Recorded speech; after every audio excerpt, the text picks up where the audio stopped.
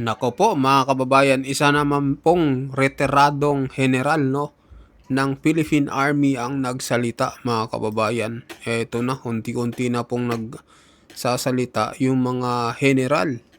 Ito po si retired Brigadier General Carlos Kita mga kababayan. So panoorin nyo yung kanyang mensahe. Eto na po, nakakakilabot ito mga kababayan. Retired na pero nagsasalita pa rin kasi hindi namin maatim na pag nawala na kami dito sa mundong ito ay patuloy ang nakawan sa ating gobyerno. Ayaw namin na yung aming mga anak, yung aming mga apo ay patuloy na mababaon sa utang. Si Congressman Kiko Barsaga na kung saan dinusalan ng Kongreso, ng House of Representatives, sinuspend ng 60 days. Ano pa ngayon ang House of Representatives? Dating democratic institution. Ngayon ano? Ano nangyari? Sila mismo ang nagbusal sa bibig ng mga naglalabas ng katotohanan.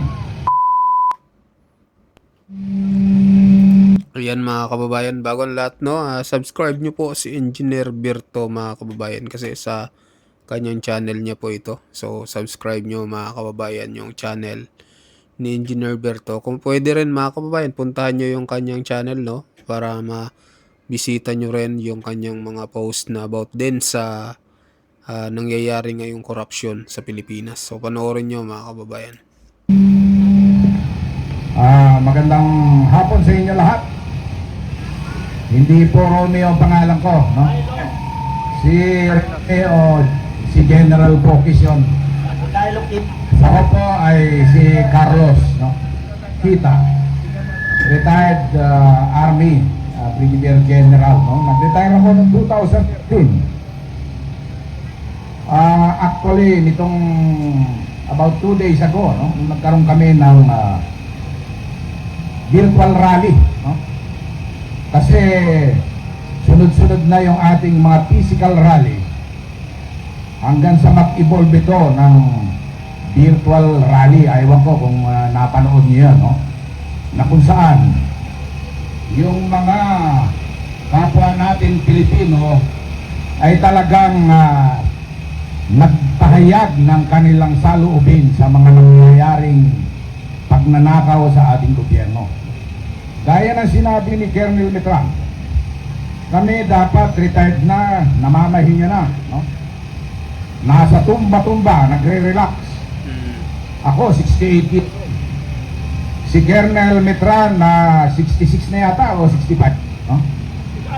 65. Mas bata sa akin ng 3 guhit, no?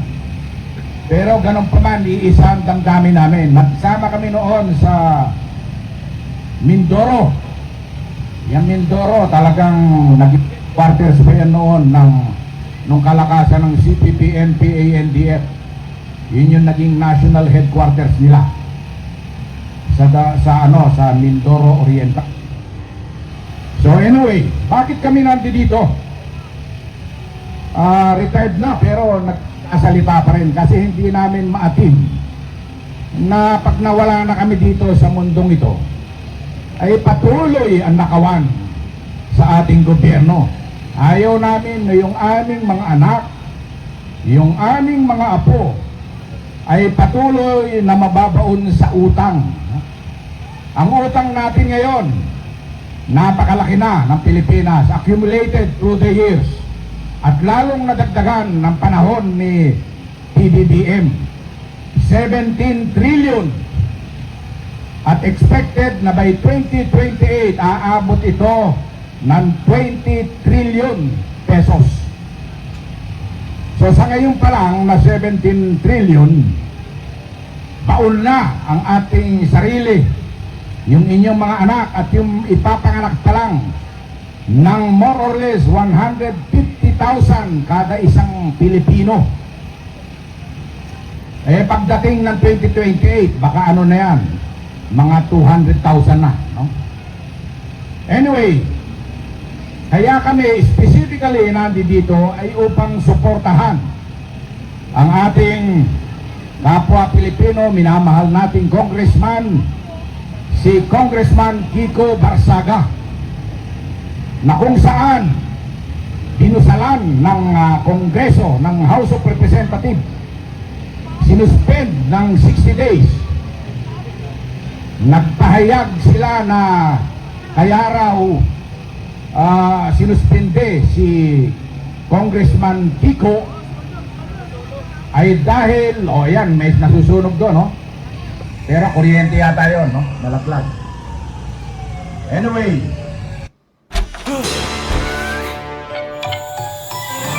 This 12-12. sinuspende raw siya dahil sa Republic Act 6713. Ito ay ayon doon sa chairman ng Ethics Committee ng House of Representatives, no? Yung Gen Z rin na si Congressman, hindi, Abalos ata yun. Congressman Abalos. Bata pa rin to, kaya lang iba na yung kanyang pag-iisip, no? Double standard na nangyayari dito sa House of Representatives. Republic Act 6713, ano ba yun?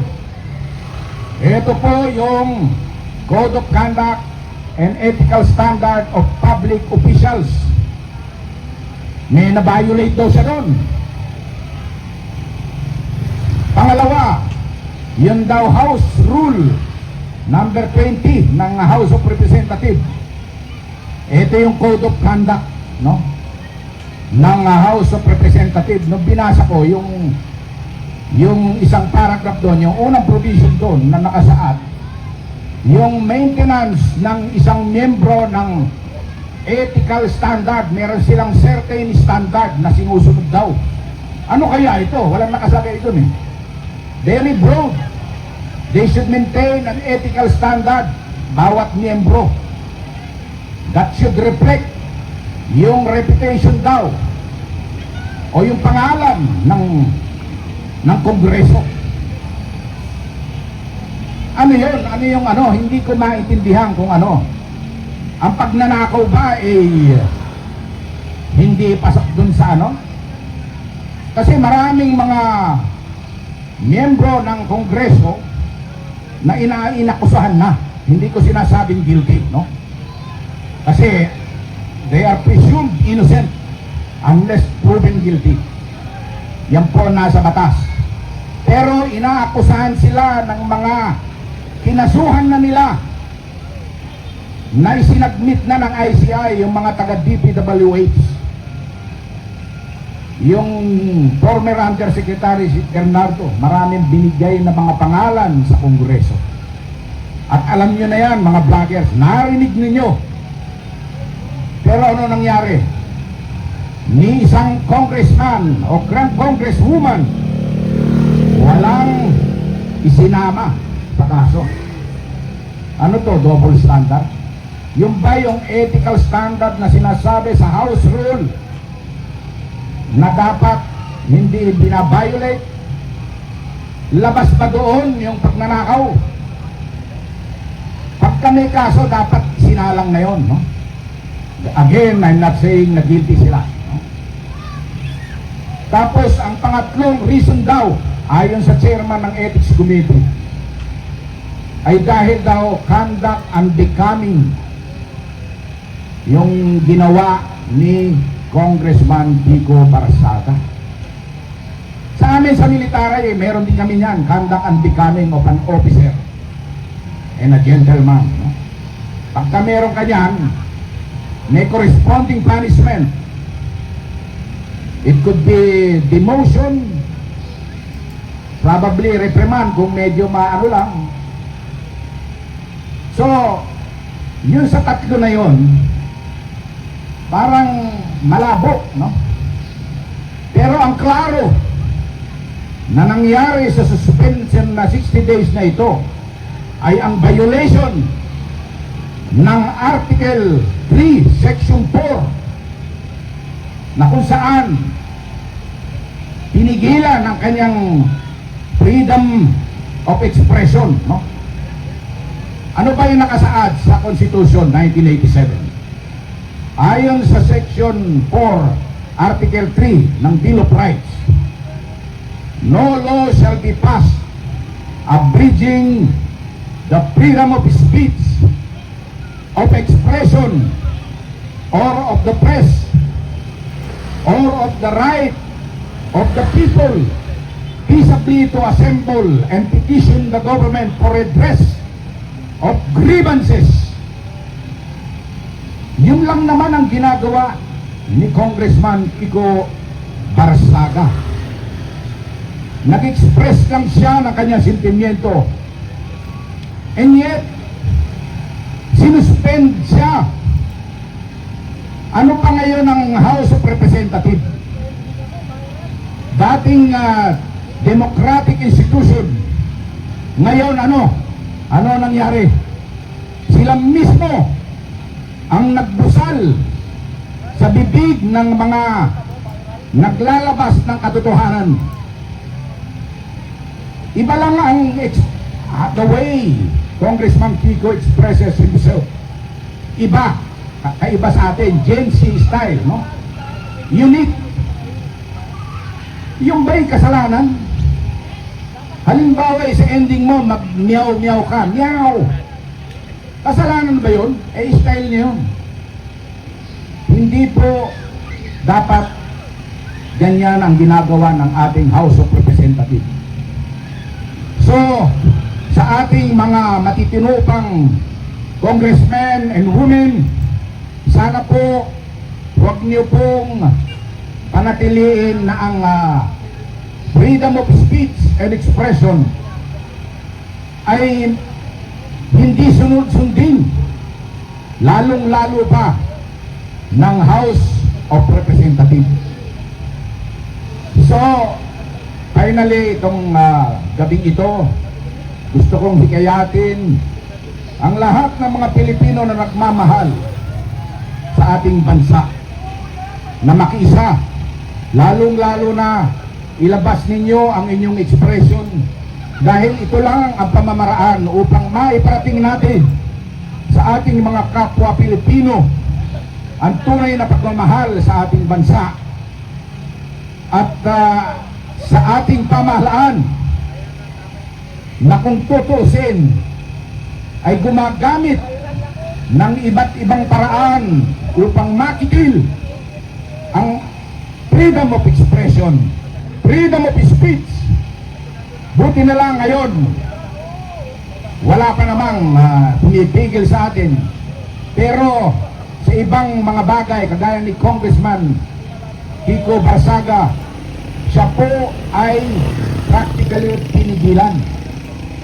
At binigyan pa siya ng ultimatum na within 24 hours yung kanyang mga ipinahayag, yung kanyang mga post sa kanyang Facebook ay pinatatanggal. Tama po ba yun? Ang hiling ko kay Congressman Kiko Barsaga, dapat itawid mo na ito sa Supreme Court. Mag-file ka ng kaso laban sa mga nagsuspinde sa iyo. Kasi po ito ay violation ng ating Constitution. Ano ba ang mas mataas?